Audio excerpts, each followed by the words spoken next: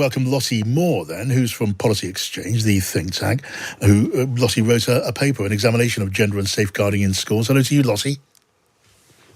Hi there. Hi, thanks for having me. Just in response to the previous spokesperson from Gendered Intelligence, Yes.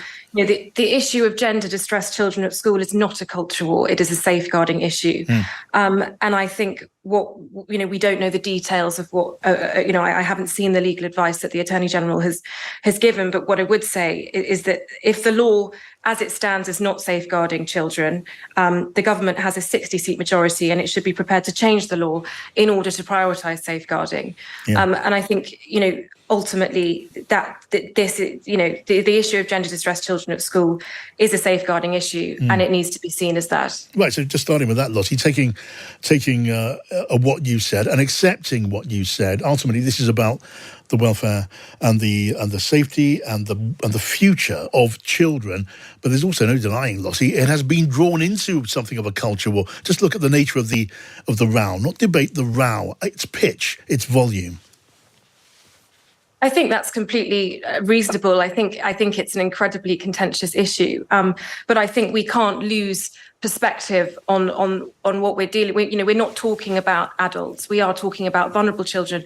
And as Sean just said, we're talking about a cohort of children who are particularly vulnerable. That autistic children are overrepresented in the current caseload. So are looked after children. Lots of these children end up being gay, and there's a lot of internalized homophobia here. And what we're talking about doing is we are potentially putting children on a lifelong path of medical intervention. We are potentially making these children lifelong patients. And it's not doctors that are deciding that, it's schools. And, this guidance was first promised in April 2022. How many children since that time have been transitioned without parental knowledge by teachers on policies of pure self-ID? How many irreversible decisions have been made? And these are irreversible.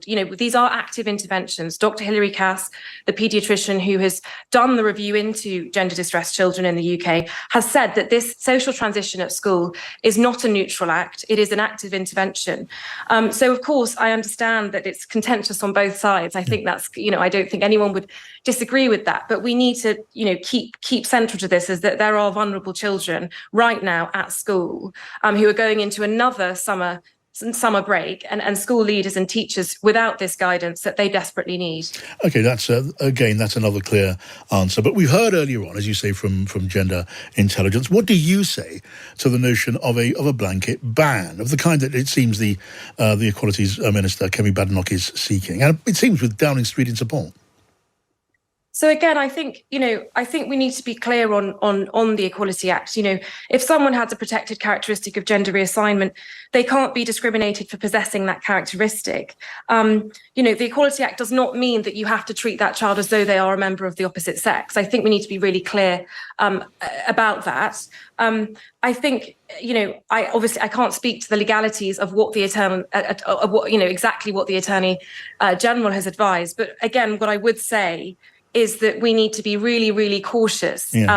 That actually a social transition of one child is actually you're telling everyone else, every other child has to partake in that as a medical intervention. So you're not, we found Policy Exchange report found that 69% of secondary schools are requiring other children to affirm a gender distressed child's new identity. So you're essentially, what you're doing is you're co-opting everyone else into that medical intervention with no way of knowing whether that is actually in the child's best interests. Right, and that's a part of the argument. Do you accept at all the notion that an individual child who believes him or herself to be of the opposite gender, that needs to be dealt with sensitively and with consideration? That may well be a child going through a difficult phase in their life, maybe confused, maybe in a certain amount of anguish. And a blanket ban saying that what you're saying now is not acceptable, it's against the rules, that looks like a blunt instrument, arguably, doesn't it?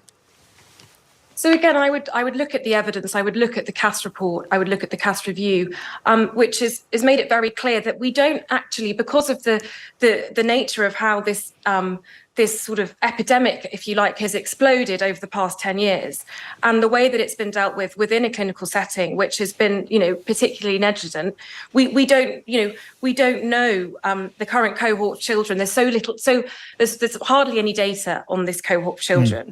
And therefore, for a very, very small cohort of children, they may grow up to inhabit stable transgender identities as adults. They may do. Yes. What I think we need to get really, really clear is that it is impossible, completely impossible, for teachers to know that, for schools to know that, even for parents to know that. Yes. And therefore, I think until we have more evidence, and that is very clear from the CAS review, we need more evidence. The current cohort that, when the numbers really began exploding 10 years ago, they're not even in their mid-20s yet. Yes. We don't know. We don't know the outcomes yet. Yeah. And we just need to be realistic about what we're asking. And just finally and briefly, Lottie, what is your explanation for why this has, in your words, exploded in very recent years? I mean, when I was, much younger, this was not a marginal issue, it was a non-issue. And now, look, what has changed in this recent period? I think it's a really, really good question. And again, I think there's so many theories and so many different reasons. I think part of this problem is that there's very, very powerful lobbying groups who have conflated the transgender issue with the LGB rights, and brought this in really for kind of political lobbying purposes, and they've been very successful in going into schools. I think part of the problem is that transition is pictured as a very simplistic journey for kids going through puberty. It's a horrible time anyway. If you're offered some alternative universe in which you suddenly can become a beautiful butterfly and you don't have the kind of awkward teenage girl curves that you have suddenly arrived with and you don't want anymore, these lobbying groups particularly are very, very good at presenting this as an incredibly simplistic thing. The fact that you're a lifelong patient is not included. The fact that what you're taking is these puberty blockers are potentially rendering you sterile or infertile. That's not part of this. The image that is given by these charities and these lobbying groups. I think they have a huge role to play in this. All right, Lottie, really good to get your take on this. Thank you, Lottie Moore there from Policy Exchange.